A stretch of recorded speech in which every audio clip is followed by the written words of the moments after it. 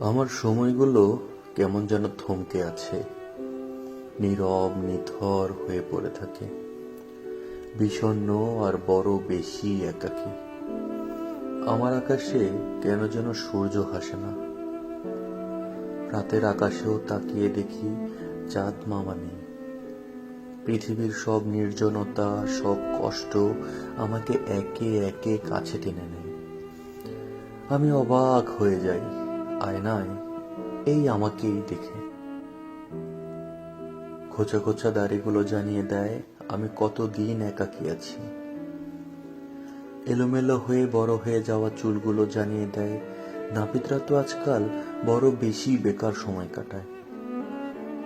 আমার সময়গুলো বড় বেশি নির্বিকার আর নিশ্চুপ।